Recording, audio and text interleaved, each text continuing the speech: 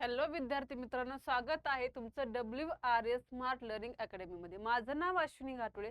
तर आज आपण पाहणार आहोत इयत्ता 6वी मधील chapter in the world's number. आता सम ऑफ होल नंबर्स।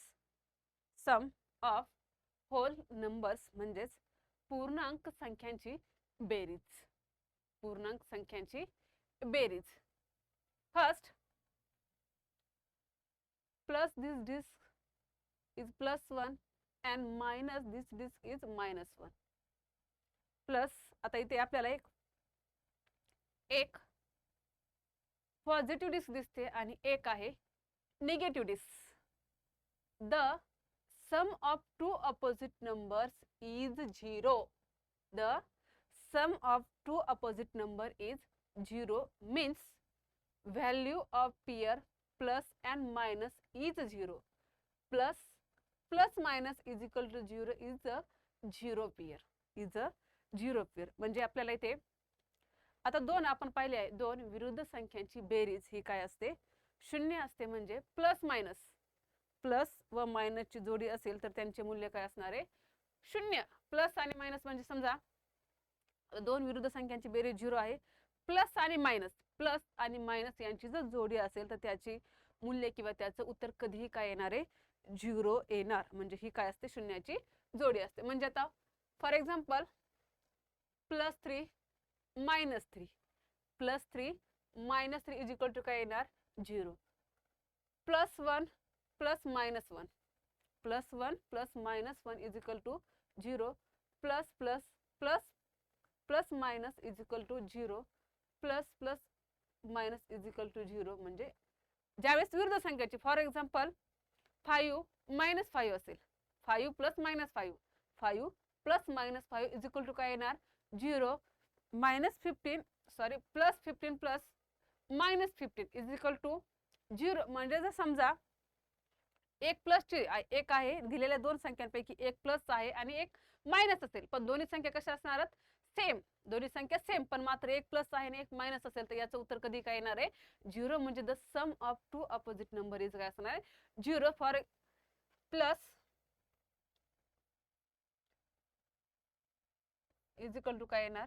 0 किंवा 13 + -13 13 + -13 इज इक्वल टू 0। म्हणजे एक प्लस आहे एक मायनस आहे, एक प्लस एक मायनस, तर याची किंमत काय येणार आहे? 0। म्हणजे the sum of two opposite number is 0। Next, sum of integers with the same sign. Sum of integers with the same sign for example +4 +3 +4 +3 म्हणजे इथे आता आपल्याला दिले बघा +4 1 2 3 4 प्लस 1 2 3 इज इक्वल टू 1 2 3 4 5 6 7 म्हणजे +4 +3 इज इक्वल टू 7। आपण पाहतो sum of integers with the same sign. Sum of integers with same sign -3 plus -2 -3 plus -2 is equal to -5 होणार। -5 म्हणजे रूल, याच्यावरून आपल्याला एक रूल तयार होतो। Rule, while adding integers with the same sign, while adding integers with the same sign the number should be added regardless of the sign and the resulting sum should have the same sign। आता ज्यावेळेस समान चिन्ह असणार, हे समान चिन्ह असलेल्या पूर्णांक संख्यांची बेरीज करताना चिन्हाचा विचार अजिबात करायचा नाही। समान चिन्ह मात्र दोन्ही संख्यांना कशा असले पाहिजेत? समान। म्हणजे एक तर प्लस किंवा दोन्ही संख्या दोन्ही मायनस, दोन्ही संख्या प्लस किंवा दोन्ही संख्या काय असल्या पाहिजेत? मायनस। मग यावेळेस समान चिन्ह असताना पूर्णांक संख्यांची बेरीज करताना चिन्हांचा अजिबात विचार न करता संख्यांची बेरीज करायची, संख्यांची बेरीज करायची आणि येणाऱ्या बेरजेला काय करायचे? समान असणारं चिन्ह द्यायचं। येणाऱ्या बेरजेला समान असणारं चिन्ह द्या। फॉर एक्झाम्पल समजा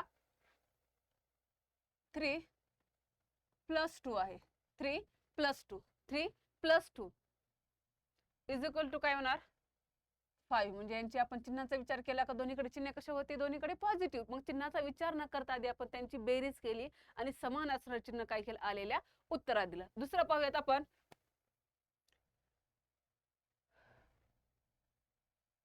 -5 प्लस -6, -5 प्लस -6. आता चिन्ह कसे आहेत बरं, इकडे मायनस आहे आणि इकडे सुद्धा मायनस आहे. इकडे मायनस इकडे मायनस म्हणजे चिन्ह कसं आहे, समान. मग इथे आपण आता समान चिन्ह आहे म्हणून काही विचार न करता दोन्ही संख्यांची बेरीज करूयात. म्हणजे 5 अधिक 6, 5 अधिक 6 किती होणार, 11. आणि या आलेल्या उत्तराला काय करायचं, समान असणारं चिन्ह म्हणजे हे आणि हे समान असणारं चिन्ह म्हणजे कोणतं आलं, -11. म्हणजे आपला रूल काय सांगतो, while adding integers with the same sign, the number should be added regardless of the sign and the resulting sum should have the same sign.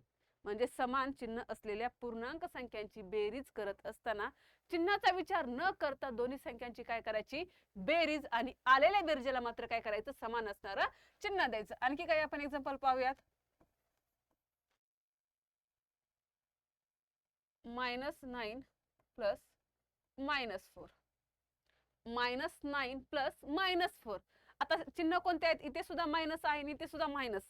म्हणजे या दोन्हीची चिन्हाचा विचार न करता आधी बेरीज करा. -9 प्लस -4, 9, 10, 11, 12, 13. आणि मग या आलेल्या आपण याला काय उत्तर हे चिन्ह कोणतं देणार, समान असणारे चिन्ह. आता हेच उदाहरण आणखी पाहूयात आपण एकदा. 9 प्लस 4.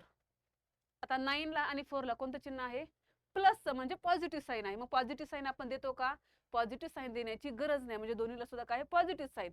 मग यांची सरळ सरळ काय करूया आपण, बेरीज. म्हणजे काय, आपली बेरीज किती आली, 13. आणि आलेल्या उत्तराला आपण काय करणार, हे पॉझिटिव्ह असणारच साईन, पण आपण पॉझिटिव्ह साईन देण्याची आपल्याला काय नसते, गरज नसते. आणखी आपण उदाहरण पाहूयात.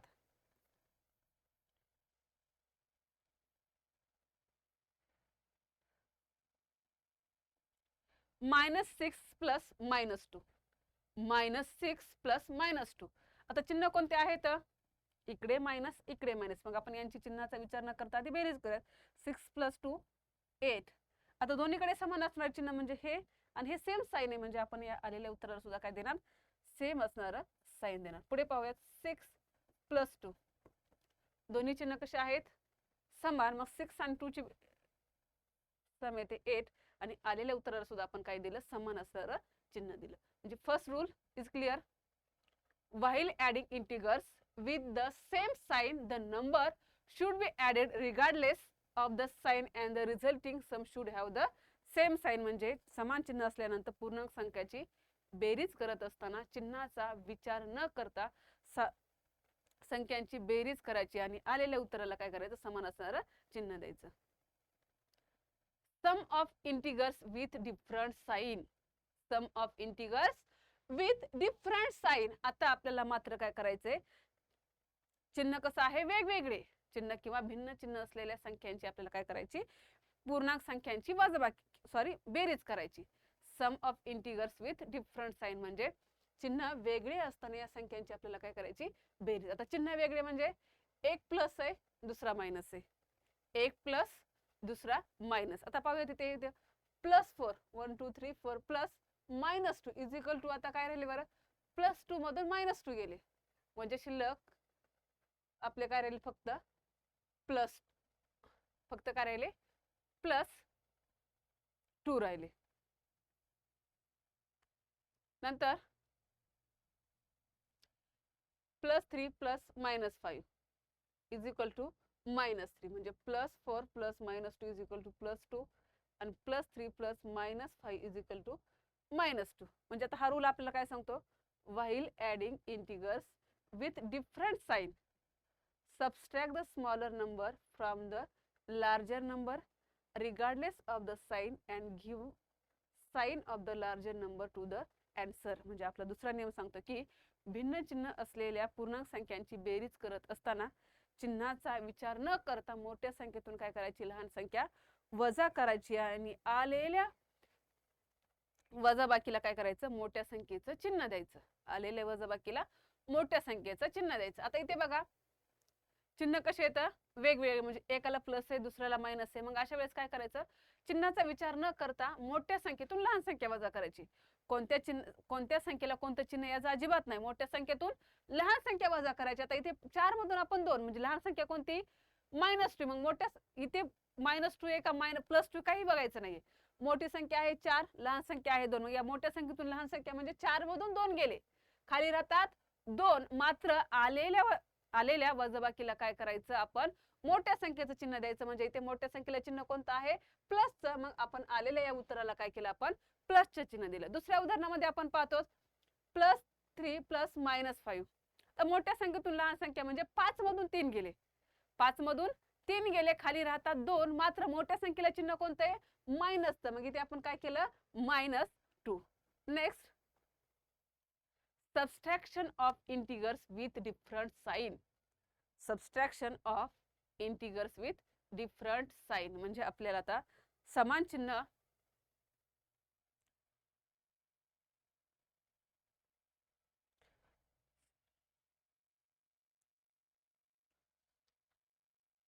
भिन्न चिन्ह असलेल्या संख्यांची आपल्याला काय करायची वजाबाकी.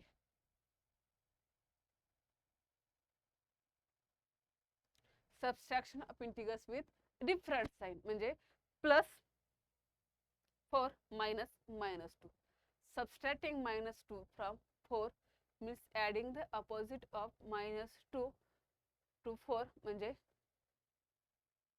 आता ज्यावेळेस आता आपल्याला subtraction of integers with different sign म्हणजे दोन काय आहेत, आपल्याला संख्या आहेत आणि या दोन्ही संख्यांना काय आहेत वेगवेगळे साइन आहेत, वेगवेगळे साइन आहेत आणि यांची आपल्याला काय करायची वजाबाकी करायची. यांची आपल्याला वजाबाकी करायची. म्हणजे इथे आहे बघा +4 -2. मग हे वजाबाकी करत असताना काय करायचं, म्हणजे सबस्ट्रॅक्टिंग -2 फ्रॉम 4 मीन्स या -4 मधून +4 मधून जर -2 आपल्याला काय करायचे वजा करायचे, म्हणजेच या +4 मध्ये -2 चा काय करायचं अपोजिट नंबर काय करायचा मिळवायचा. +4 मध्ये काय करायचा हा -2 चा, म्हणजे एखाद्या संख्यांची आपण काय करत असताना वजाबाकी करत असताना या एका संख्येतून दुसरी संख्या वजा करणे म्हणजे काय करायचं, दुसऱ्या संख्येची काय करणे विरुद्ध संख्या पहिल्या संख्येत काय करायची मिळवणे. दुसऱ्या संख्येची विरुद्ध संख्या. आता -2 ची अपोजिट नंबर कोणता आहे +2. म्हणजे या एका संख्येतून जर दुसरी संख्या आपण वजा करतो म्हणजे काय करायचं, या दुसऱ्या संख्येची म्हणजे विरुद्ध संख्या त्यात मिळवायची. म्हणजे -4 + 2 म्हणजे किती झालं 6. -4 + 2 -4 as it is minus means -4 + -2 होणार. -4 + -2 म्हणजे -4 + -2 = -6. Subtraction of integers. Subtraction of integers म्हणजे समान चिन्ह असलेल्या संख्यांची वजाबाकी. समान चिन्ह असलेल्या संख्येची वजाबाकी. आता पाहिजे +5 - +3. आता +5 - 3 = इथे बघा +5 मधून हे 3 1 2 3 जर आपण मायनस केले तर याच्यामध्ये काय शिल्लक राहणार +2. -5 - 3. Here for this subtraction from 5 discs reduce 3 discs. -5 = -3 म्हणजेच -2 काय होणार संख्या राहणार. From this it can be seen that subtracting the second number from the first means adding the opposite of the second number to the first number. -5 - = the practice set. आपण काय करणार आहोत practice set 2.3. 2.3 write the correct symbol greater than, less than or greater than in the box below. Write the correct symbol. Write the correct symbol greater than or less than in the given below.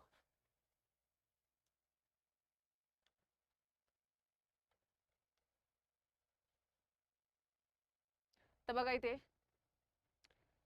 -10 और 0, -10 और 0. आता कोणतं sign इंडवर येते आपल्याला? आपण कालच्या lecture मध्ये पाहिलं होतं की आधी आपण काय करायची, जर दोन संख्या असेल या दोन संख्येमध्ये आधी मोठी संख्या कोणती हे ठरवायचं. मोठी संख्या कोणती, मग ही मोठी संख्या जी असेल याच्याकडे आपण काय करायचं, असं हे दोन्ही टोक असणारे चिन्ह द्यायचे. मग नंतर आपल्याला लहान कोणतं द्यावं मोठं कोणतं द्यावं इथे अजिबात काही अडचण राहत नाही. फक्त मोठी संख्या ठरवायची आणि मोठी संख्या ठरवल्यानंतर या मोठ्या संख्येकडे काय करायचं, आपण दोन बाण असणारं चिन्ह द्यायचं. आता -2 -10 आणि 0, -10 आणि 0 याच्यामधील मोठी संख्या कोणती आहे बरं? आपण नंबर लाईन वर पाहिलं होतं. नंबर लाईन, या नंबर लाईनच्या हा जो 0 आहे या 0च्या उजवीकडील सर्व संख्या कशा असतात बरं? 0च्या उजवीकडील संख्या मोठ्या असतात आणि 0च्या डावीकडील ज्या संख्या असतात ह्या कशा असतात? लहान असतात. आता 0च्या उजवीकडे कोणत्या असतात? 1 2 3 4 आणि 0च्या डावीकडे असतात -1 -2 -3 and -4. मग आपण पाहिलं होतं या 0 इकडे उजवीकडे संख्या काय होतात? वाढत जातात, म्हणजे या क्रमक्रमाने मोठ्या होत जातात. तर डावीकडे या क्रमक्रमाने काय होतात? लहान होत जातात. मग -10 मोठा आहे का 0 मोठा आहे? म्हणजे काय, या -10 पेक्षा 0 मोठा आहे, म्हणजे आपण काय करणार इथे हे साइन देणार मोठ्या संख्येचं. आता -19 and -5, -19 and -5 यापैकी आता मोठी संख्या कोणती? बघा इकडे 0, इकडे 1 2 3 4 वाढत गेल्यात. इकडे डावीकडे जसं जसं 3 पेक्षा लेस दॅन 2, 2 पेक्षा लेस दॅन 1, 1 पेक्षा लेस दॅन 0, 0 पेक्षा लेस दॅन -1, -1 पेक्षा लेस दॅन -2, -2 पेक्षा लेस दॅन -3, म्हणजे -19 का -5 हे मोठं आहे. साहजिकच -5 काय असणार आहे? ग्रेटर दॅन, म्हणजे इथे सुद्धा आपल्याकडे हे साइन येणार. पुढे -3 and 0, -3 आणि 0 यापैकी मोठं कोणतं असणार आहे? 0. पुढे 8 and 12, 8 and 12 मध्ये मोठा आहे 12. 5 and 0, 5 काय आहे? Greater than. -3 and -9, -3 आणि -9 यापैकी काय? -3 हे काय आहे? Greater than. पुढे सॉल्व. तर आपण हे एक्झाम्पल काय करणार आहोत? सोडवणार आहेत. 4 + 7 = 2. आता आपण हे प्रत्येक एक्झाम्पल काय करतो, आपण जे नियम पाहिले या नियमानुसार पाहूयात. 4 + 7 आपण पाहिलेलं आहे. जर चिन्ह समान असतील तर चिन्हाचा विचार न करता सरळ सरळ दिलेल्या संख्यांची काय करायची? बेरीज करायची आणि आलेल्या उत्तराला समान असणारं चिन्ह द्यायचं. मग आता 7 आणि 4, 4 आणि 7 याला चिन्ह कोणते? तर प्लसचे, म्हणजे आपण आता यांची करूयात बेरीज. 7 + 4 7, 8 9 10 11 आणि चिन्ह कोणतं आहे? प्लसचं, म्हणजे आपण प्लस चिन्ह देण्याची गरज आहे का?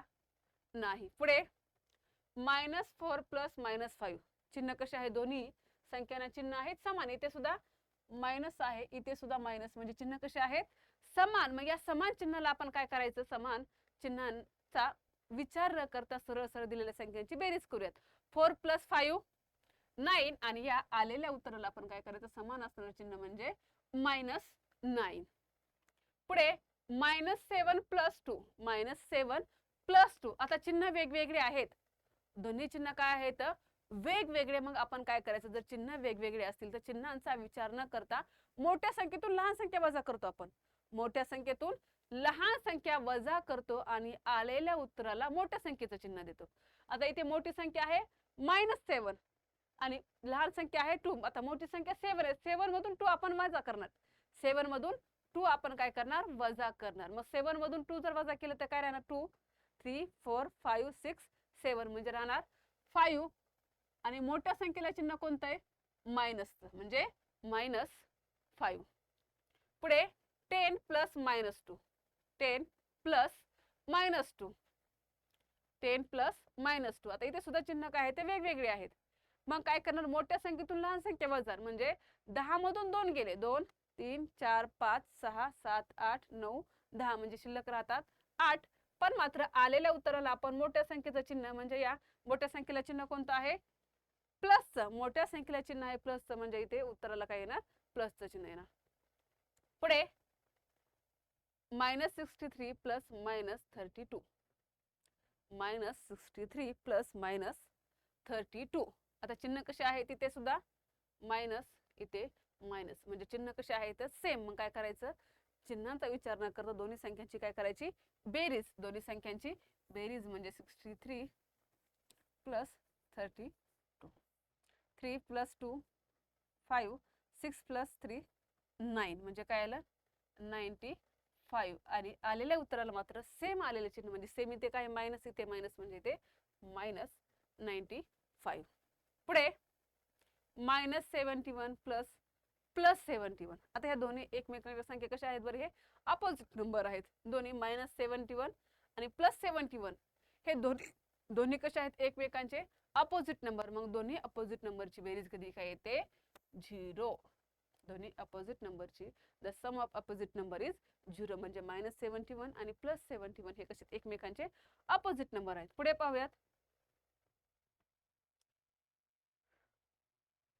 Solve third example. 78 minus -45, 78 plus -75. आता आपण पाहतो, आता इथे आपल्याला काय करायचं, सबस्ट्रॅक्शन करायचं.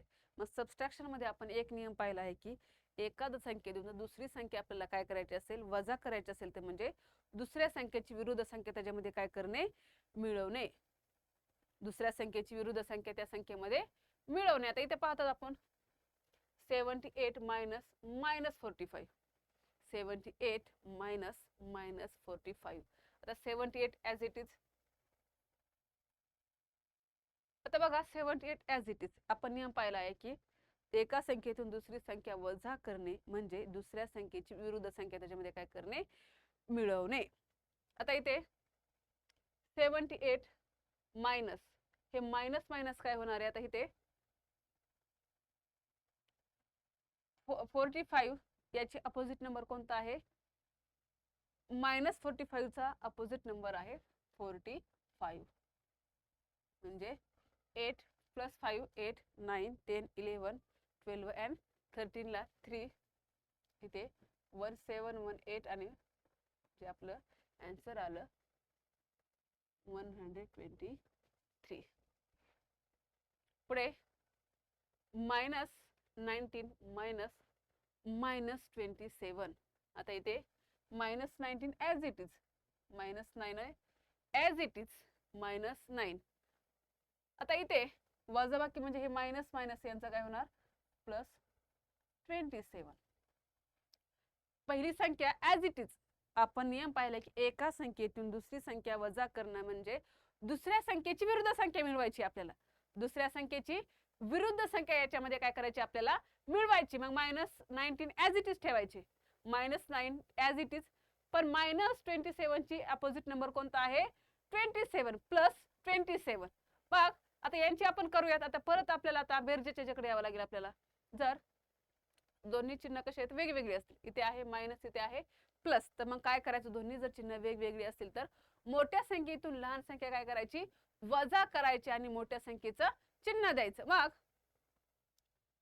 27 मधून 19 आपण मायनस करणार, 27 मायनस 19. 7 मधून 9 जात नाही तिथे, 17 मधून 9 9 10 11 12 13 14 15 16 and 17.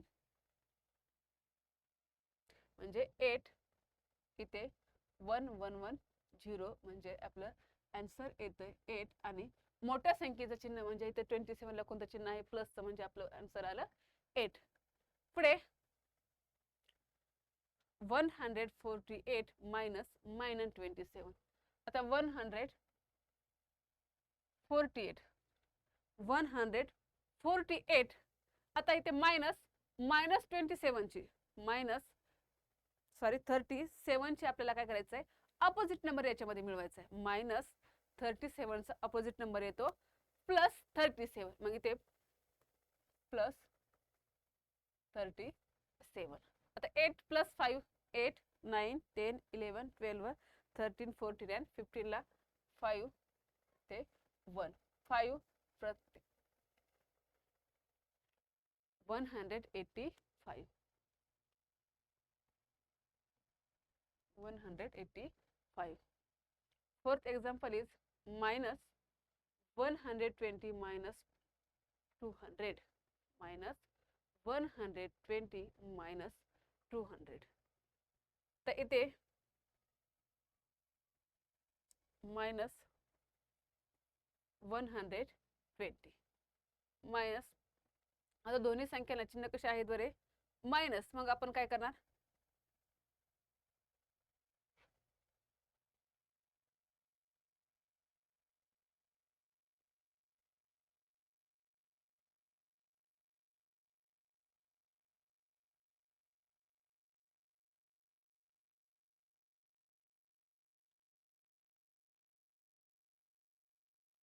मायनस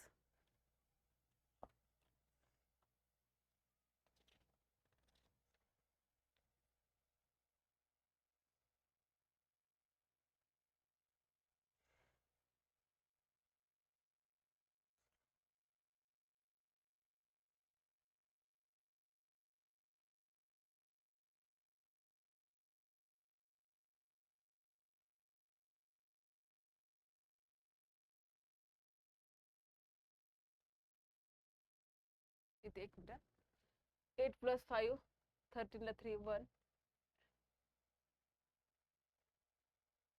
78 plus 45, 8 plus 5 ला 13 ला 3 1, 7 8 and plus 8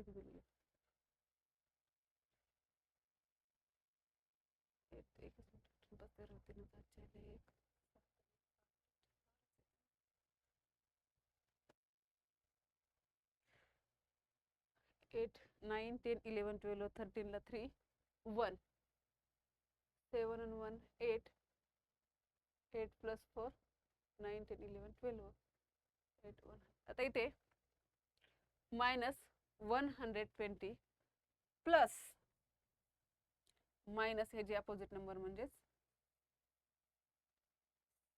0 2 and 3 सेम असणार, म्हणजेच काय येणार आपलं मायनस 320. पुढे मायनस 57 मायनस मायनस 48, तर मायनस 47 ॲज इट इज. आता याचा अपोजिट नंबर म्हणजे काय येणार 48 मायनस 57 प्लस 48. आता याचं काय येणार बरं मायनस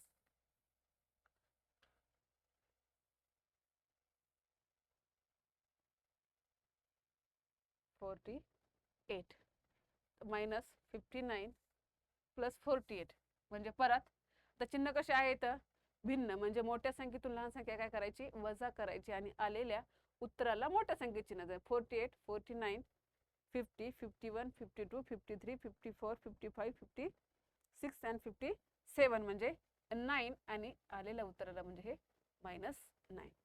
पुढे -15 minus -24 -15 as it is plus याची अपोजिट नंबर 24. मग 24 मधून 15 15 16 17 18 19 20 21 22 23 and 24 म्हणजे 9 आणि याचं चिन्ह.